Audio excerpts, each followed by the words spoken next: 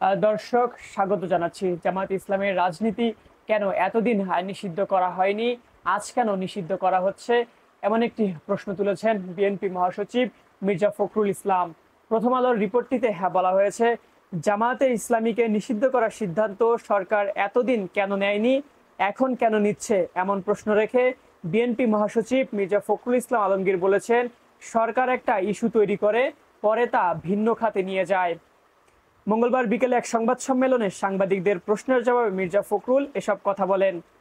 মির্জা ফখরুল বলেন, বিএনপি বহুদলীয় গণতন্ত্রে বিশ্বাস করে। জনগণেরই দায়িত্ব তারা কার রাজনীতি গ্রহণ করবে, কার রাজনীতি গ্রহণ করবে না। এজন্য একটি অবাধ, সুষ্ঠু, গ্রহণযোগ্য নির্বাচন দরকার। পাকিস্তান আমলে কমিউনিস্ট পার্টিকে নিষিদ্ধ করা হয়েছিল উল্লেখ করে মির্জা ফখরুল বলেন, যারা স্বৈরাচার তাদের এ ধরনের সিদ্ধান্ত নিতে হয়। তারা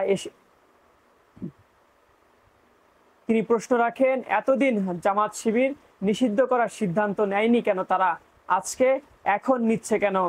জামাত ইসলামীকে নিষিদ্ধের বিষয়ে বন্ধুজোট হিসেবে বিএনপির অবস্থান কি, এমন প্রশ্নের জবাবে মির্জা ফখরুল ইসলাম আলমগীর বলেন, এটা আমাদের কনসার্ন নয়, এটা সরকারের কনসার্ন। আরেক প্রশ্নের জবাবে বিএনপি মহাসচিব আওয়ামী লীগকে জঙ্গিবাদের সবচেয়ে বড় পৃষ্ঠপোষক বলে উল্লেখ করেন। শিক্ষার্থীদের কোটা সংস্কার আন্দোলনকে কেন্দ্র করে সৃষ্ট পরিস্থিতি নিয়ে মূলত ওই সংবাদ সম্মেলনের আয়োজন করা হয়। সংবাদ সম্মেলনে শিক্ষার্থীদের হামলা, নির্যাতনের প্রতিবাদ ও শিক্ষার্থীদের মুক্তি দাবি জানান মির্জা ফখরুল। আন্দোলনকে কেন্দ্র করে সৃষ্ট সংঘাতে এতগুলো প্রাণহানির ঘটনাকে তিনি গণহত্যা বলে উল্লেখ করেছেন। একই সঙ্গে এসব ঘটনার তদন্তে জাতিসংঘের সম্পৃক্ত হওয়া উচিত বলে মনে করেন তারা। অবিলম্বে কারফিউ প্রত্যাহার ও সেনাবাহিনীকে ব্যারাকে ফিরিয়ে নেওয়ার দাবি জানিয়েছেন বিএনপি মহাসচিব। দর্শক, এছাড়াও নিরাপত্তার নামে বৈষম্য বিরোধী ছাত্র আন্দোলনের 6 সমন্বয়ককে যে ডিবি হেফাজতে রাখা হয়েছে, এরও তীব্র নিন্দা জানান মির্জা ফখরুল ইসলাম আলমগীর। তিনি বলেন, আন্দোলনের সমন্বয়কদের ডিবি কার্যালয়ে তুলে নিয়ে নাটক তৈরি করা হয়েছে, ডিবি কার্যালয়ে বসিয়ে তাদের দিয়ে বিবৃতি প্রচার করানো হয়েছে, কিন্তু কেউ এটি গ্রহণ করেননি। শিক্ষার্থীদের মুখের এক্সপ্রেশন দেখে বোঝা গেছে তাদের নির্যাতন করে, চাপ সৃষ্টি করে এই বক্তব্য দিতে বাধ্য করা হয়েছে।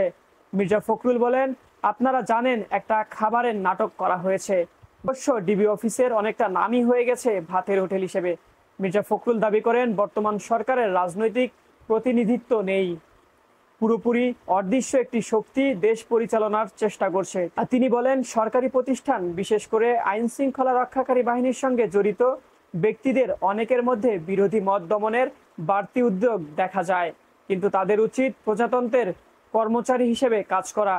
এছাড়াও রিমান্ডে যে নির্যাতন করা হয়েছে সে বিষয়ে কিন্তু বিএনপি মহাসচিব মির্জা ফখরুল ইসলাম আলমগীর কথা বলেছেন।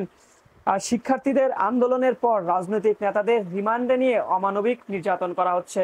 ডাকসুর সাবেক সহসভাপতি নুরুল হক ঠিকমতো দাঁড়াতে পারছেন না।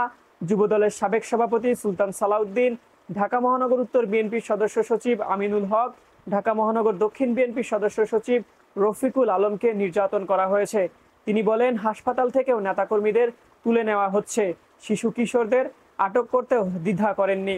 মির্জা ফখরুল বলেন, প্রতিদিন ব্লক রেড দেওয়া হচ্ছে, বিএনপির নেতাকর্মী, সাধারণ মানুষকে তুলে নেওয়া হচ্ছে, গ্রেফতার 9,000-এ ছাড়িয়েছে। এবং তিনি দাবি করছেন বেশিরভাগ নেতাকর্মী কিন্তু বিএনপির রয়েছে এবং বিএনপির সাথে যুগপৎ আন্দোলনে যে সকল দল রয়েছে তাদেরকেই কিন্তু গ্রেফতার করা হচ্ছে।